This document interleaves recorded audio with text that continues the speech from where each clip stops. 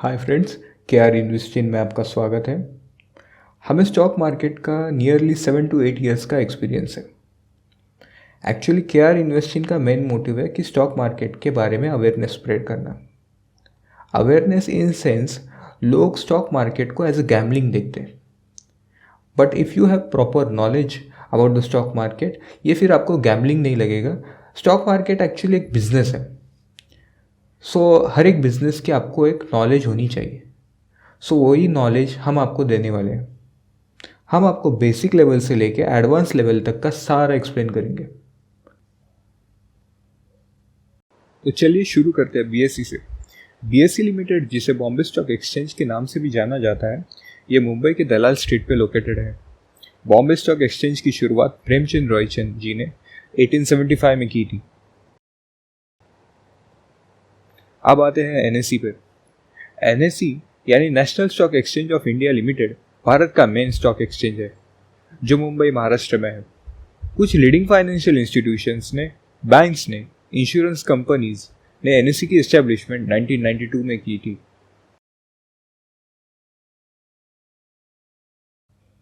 NSE और BSE का difference.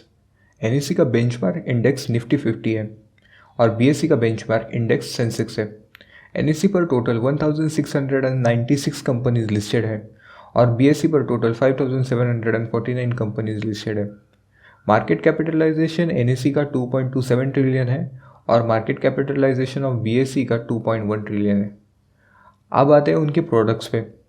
Products दोनों के सिमिलर है, पर बीएसई में security lending and borrowing scheme और IPP, that is institutional placement programme, ये मिसिंग है। एनएसई की लिक्विडिटी बीएसई से ज़्यादा होती है। अब आते हैं टाइप्स ऑफ इन्वेस्टमेंट पर एज पर पीरियड। फर्स्ट होता है शॉर्ट टर्म ट्रेडिंग, फिर होता है मीडियम टर्म ट्रेडिंग और बाद में होता है long term trading. Short term में आता है इंट्राडे। इंट्राडे ट्रेडिंग का मतलब यह है कि आप एक ही दिन में स्टॉक खरीदते हो और उसे उसी दिन में बेच देते हो। इंट्राडे ट्रेडिंग को डे ट्रेडिंग से भी जाना जाता है। फिर आता है medium term trading. Medium term में स्विंग ट्रेडिंग आता है। स्विंग ट्रेडिंग एक ऐसा ट्रेडिंग है जिसमें आप स्टॉक खरीदते हो और कुछ दिनों के बाद या कुछ हफ्तों के बाद उसे बेच देते हो। फिर आता है long term trading. Long term trading को पोजिशनल ट्रेडिंग के नाम से भी जाना जाता है। इस ट्रेडिंग में स्टॉक कुछ महीनों या कुछ वर्षों के लिए रखा जाता है। जब तक आपका टारगेट हिट ना हो या आपको जो एक्सपेक्टेड प्रॉफिट है वो उससे ना मिले, तब तक आप उस स्टॉक में रहते हो। Now basic market classification. Basic market classification में होता है primary market and secondary market. Primary market में आता है आईपीओ एंड एफपीओ। तो हम पहले समझते हैं आईपीओ। आईपीओ एक ऐसी प्रोसेस है जिसमें प्राइवेट कॉरपोरेशन खुद के प्राइवेट शेयर्स पब्लिक को ऑफर करती है। ऐसे करने से पब्लिक को भी इन्वेस्टमेंट का मौका मिलता है और उस प्राइवेट कॉरपोरेशन या फिर कंपनी को कैपिटल बढ़ाने का मौका मिलता है।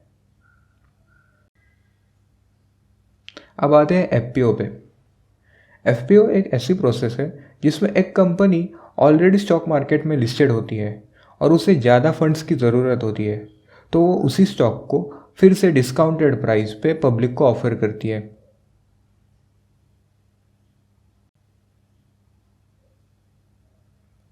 अब आते हैं सेकेंडरी मार्केट में। सेकेंडरी मार्केट में फर्स्ट पॉइंट है right to issue. Right to issue एक ऐसी प्रोसेस है जिसमें कंपनी को उसका बिजनेस एक्सपांशन के लिए और फंड्स की ज़रूरत होती है, पर उसे लगाने के लिए वो उन्हीं लोगों से मांगती है जो उस कंपनी में ऑलरेडी इन्वेस्टमेंट कर चुके हैं। इस प्रोसेस में ऑलरेडी जो शेयर होल्डर है उन्हें डिस्काउंटेड प्राइस पे वो शेयर खरीदने की ऑफर दी जाती है। डिविडेंड क्या होता है? डिविडेंड यानी कंपनी उसका profit after deduction of a tax और उसके एक्सपेंसेस के बाद में जो कुछ बचता है वो उसे अपने शेयर होल्डर के साथ शेयर कर देती है। इसमें अगर कंपनी को फंड्स की ज़रूरत ना हो उसके बिजनेस एक्सपेंशन के लिए, तो ही कंपनी डिविडेंड्स दे पाती है।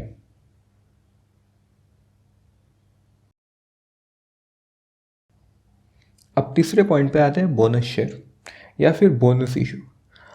बोनस इशू यानी कंपनी आपको शेयर गिफ्ट करती है आपके शेयर होल्डिंग के क्वांटिटी के अनुसार। अगर आपके पास में एक शेयर है, एक शेयर पे कंपनी एक शेयर का बोनस दे रही हो तो आपके पास में एट लास्ट 2 शेयर हुए। वैसे ही अगर आपके पास में 100 शेयर्स हो और कंपनी आपको 100 शेयर्स दे रही हो तो एट लास्ट आपके पास में 200 शेयर हुए।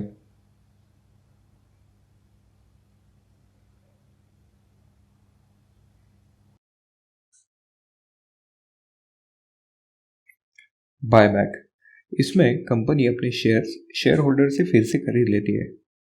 ऐसा कंपनी तब करती है जब उसे अपनी कंपनी अंडर वैल्यूड लगती है। कंपनी बायबैक करते समय अपनी करंट मार्केट प्राइस से ज़्यादा प्राइस पर करती है। यह बायबैक टेंडर ऑफर मेथड से या फिर ओपन मार्केट मेथड से किया जाता है।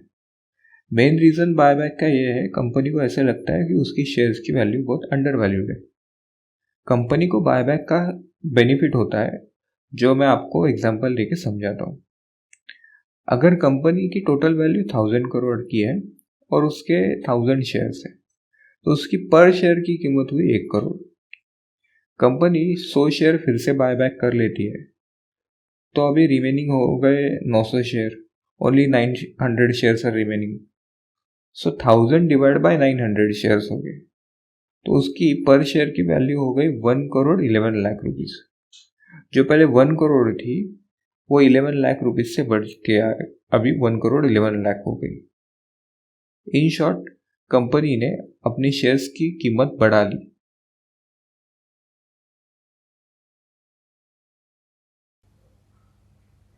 अभी शुरू करते हैं फाइनेंशियल मार्केट। फाइनेंशियल मार्केट में इक्विटी, डेरिवेटिव, फॉरेन एक्सचेंज और कमोडिटी होता है। इक्विटी यानी हम उस कंपनी के शेयर्स पर इन्वेस्ट करते हैं और जितने हम उस कंपनी के शेयर्स लेते हैं उस कंपनी में हमारी उतनी हिस्सेदारी होती है। फॉर एग्जांपल, अगर एक कंपनी के टोटल 1000 शेयर्स हैं और उसमें से हम 100 शेयर खरीद लेते हैं तो इसके अनुसार हमारी कंपनी में हिस्सेदारी हुई 10% की।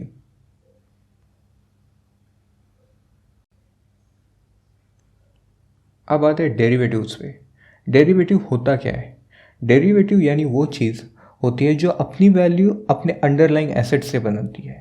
अगर उसके अंडरलाइंग एसेट की प्राइस बढ़ती है तो फिर डेरिवेटिव की प्राइस भी बढ़ेगी। आपको ये सिंपल एग्जांपल के साथ एक्सप्लेन करता हूँ। शुगर ये शुगर केन से बनती है, यानी शुगर ये शुगर केन का डेरिवेटिव हुआ। अगर शुगर केन की कीमत बढ़ जाती है तो शुगर की प्राइस भी बढ़ जाएगी। In stock market underlying asset यानी stocks, foreign exchange, index and commodity है। डेरिवेटिव्स की 4 टाइप्स हैं। First is forward, second is future, then option and swap. अब आते कमोडिटीज पे। कमोडिटीज यानी वो चीज़ जिसे हम डेली लाइफ में यूज़ करते हैं और अगर उसे कोई भी प्रोड्यूस करे तो उसे हम सेम ही वैल्यू से देखते हैं। For example oil, gold, silver, gas, rice, wheat etcetera. अब आते हैं कमोडिटीज के टाइप्स पे।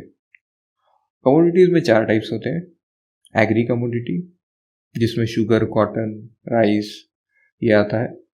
फिर आता है बेस मेटल, उसमें एल्यूमिनियम, कॉपर, जिंक। फिर आते हैं प्रेशियस मेटल पे। प्रेशियस मेटल में होता है गोल्ड एंड सिल्वर। फिर होता है एनर्जी, एनर्जी में होता है gas and crude oil. Commodities पर हम उसके फ्यूचर कॉन्ट्रैक्ट पे ट्रेड करते हैं। मोस्टली ट्रेड कमोडिटीज में गोल्ड एंड क्रूड ऑयल पे होता है और कमोडिटीज का जो फ्यूचर कॉन्ट्रैक्ट होता है वो हम 6 मंथ तक कैरी कर सकते हैं। मतलब 6 मंथ तक ये वैलिड होता है। फॉरेन एक्सचेंज, फॉरेन एक्सचेंज को फॉरेक्स के नाम से भी जाना जाता है। इसमें हम 2 करेंसी को लेकर ट्रेड करते हैं, US डॉलर टू INR या फिर यूरो टू INR। ये आपको एग्जांपल दिए।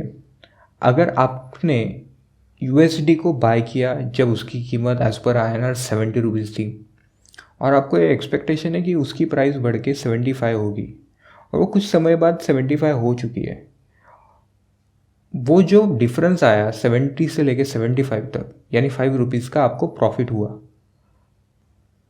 इंडिया में हम फॉरेक्स तभी कर सकते हैं जब पेयरिंग में INR इन्वॉल्व हो, यानी $US टू हम INR कर सकते हैं, यूरो टू हम INR कर सकते हैं, यानी INR होना ही चाहिए। हम डायरेक्ट $US टू यूरो नहीं कर सकते, that is not allowed in India.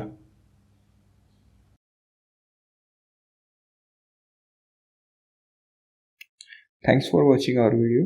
Please like and subscribe our channel. हम आगे जाके आपको ऐसे ही बहुत सारी चीज़ें एक्सप्लेन करने वाले हैं और बहुत सारे कंसेप्ट हैं जो आगे हमें आपको एक्सप्लेन करने हैं। बेसिक्स लेवल से लेके एडवांस लेवल तक का जो कुछ है वो हमें आपको सिखाना है या फिर एक्सप्लेन करना है। सो हमारे चैनल पे जुड़े रहिएगा और हमारा टेलीग्राम चैनल पर भी जुड़े रहिएगा। उसकी हमने डिस्क्रिप्शन बॉक्स में लिंक दी है। हम उस पर free of cost bank Nifty options और इक्विटी के कॉल्स प्रोवाइड करते हैं, तो उस पर भी प्लीज़ ज्वाइन हो जाइए। Thank you.